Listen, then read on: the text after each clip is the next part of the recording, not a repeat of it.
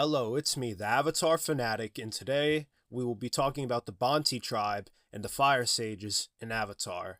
Their complete history, their origins, what the organization started as, how it evolved and spread, and many of the things that they have done across their history. If you enjoyed the video, make sure to hit the like button, subscribe to the channel, and hit the notification bell to know when I upload more content. Now, let's get on to the video. The story of the Bhanti tribe and the Fire Sages begins not in the Age of Empires, but in a far older world. Before the Four Nations, before the Avatar cycle as it is known, and even before the rise of the first Fire Lord. In the southern Fire Islands, among volcanic chains rich with spiritual energy, lived the Bhanti tribe, an ancient people whose entire culture revolved around understanding the spirit, the flow of energy, and the true nature of fire. These islands were not just geographically isolated, they were spiritually significant, filled with geothermal vents, sacred pools, and thin boundaries between the physical and spirit worlds. It was here, in the southern portion of the Fire Nation, that the earliest sages practiced what would later become the foundation of all spiritual traditions across the world. Apart from some of the air nomads, their spiritual leaders seem to have different origins, but the Bhanti are widely understood to be the original source of sages for all other nations, their members dispersing thousands of years ago in what is remembered as a great diaspora. It was carrying their knowledge to the Earth Kingdom, the Water Tribes, and beyond. From this lineage emerged the first Fire Sages, and with them, the first Fire Lord. Thousands of years ago, the Fire Islands were not unified. They were fractured, ruled by warring clans and rival firebending factions. It was a Bhanti head sage, a figure of immense spiritual power and unmatched firebending mastery, who brought them together. But this unification was not achieved through conquest alone. It was spiritual. This sage demonstrated such a profound connection to fire as a living force that he was seen not as just the leader, but as a divine intermediary. He became the first Fire Lord, ruling not as an absolute monarch, but alongside a council of fellow sages. In this early era,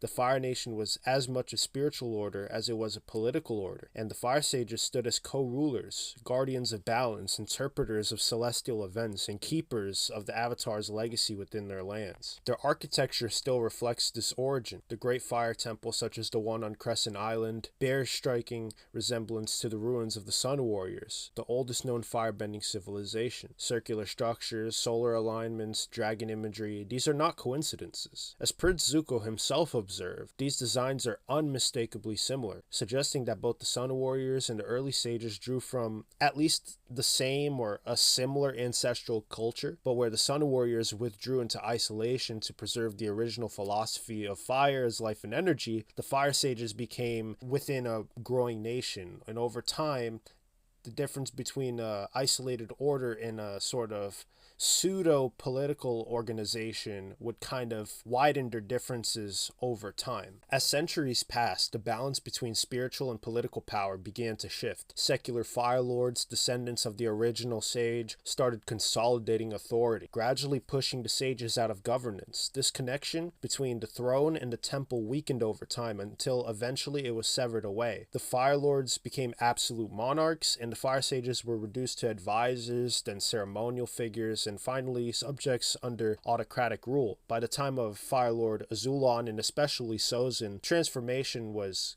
complete. Yet even as their political power faded, the Fire Sages retained something far more dangerous, which was knowledge. Beneath the high temple of the Fire Nation capital lie the Dragonbone Catacombs, which was a huge, vast underground repository that serves as both a burial ground for Fire Lords and the most complete archive of Fire Nation history. The halls are lined with the skulls of dragons, silent reminders of a time when firebending was learned from living masters rather than hunted trophies. With these chambers are murals, tapestries, scrolls. Many of them are completely restricted to only a very few amount of sages.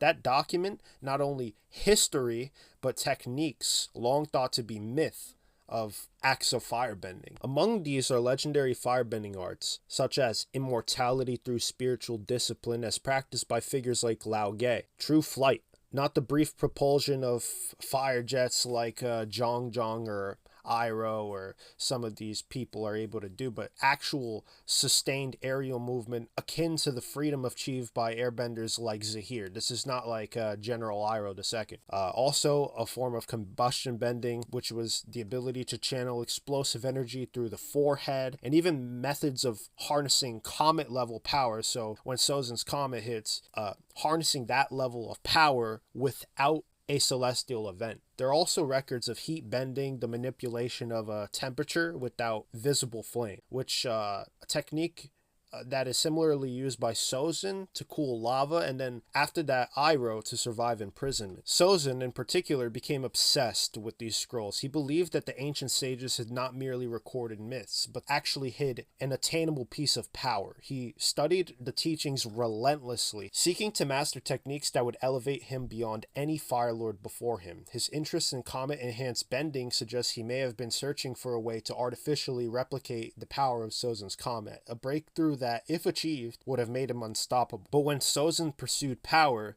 he ignored the spiritual balance and discipline that once defined these techniques, twisting them into tools of his conquest. The Fire Sages, bound to the throne, largely supported this new direction. During the 100-Year War, they legitimized the Fire Lord's rule and maintained the illusion of divine authority. Nowhere is this more evident than at Crescent Island in the Fire Temple, which is a 5-tiered pagoda dedicated to Avatar Roku. It was here that Roku trained under Sage Kaya, who helped him master the Avatar state. But a century later, when Avatar Aang arrived seeking guidance, he found the temple occupied by sages loyal to Fire Lord Ozai. All but one, Shiyu. Shiyu risked his life to help Aang communicate with Roku, upholding the original duty of the Fire Sages, to serve the Avatar and to maintain balance. For his loyalty, later Fire Lord Zuko appointed him as the Great Sage, and he was tasked with restoring the order. While the Fire Sages declined, the Bhanti endured. Hidden on their isolated island, they preserved the oldest traditions, practices that blurred the line between bending and pure spirituality. Their techniques are unlike anything seen elsewhere. Through fire sensing, they use small controlled flames to read the flow of chi within a person, diagnosing spiritual damage or parasitic influences. In Korra's case, a Bhanti shaman, who was actually unnamed in the show, but it's clearly shown in the scene, it's clearly a master of this sort of diagnostics through controlled flames. They detected the presence of a dark spirit within her, but the diagnosis is only the beginning of how they did this. Beneath the temple lies a pool of spirit water, accessed through a mechanical system that lowers the patient into its depths. This process, described as similar to a sensory deprivation chamber, which allows the individual to disconnect from the physical world and reconnect with their spirit. It was here that Korra, stripped of her memories, was able to access the past lives of the Avatar and rediscover Avatar 1. The Bhanti also practiced more obscure methods such as volcanic gas inhalation, designed to open and rebalance chi pathways, which was a technique recorded by Sozin's own sister, Prince Zaizan. Their library rivals even Wan Shi Tong's in its specialization. While the Great Spirit saw all knowledge, the Bhanti focused on the spiritual knowledge, the dark spirits,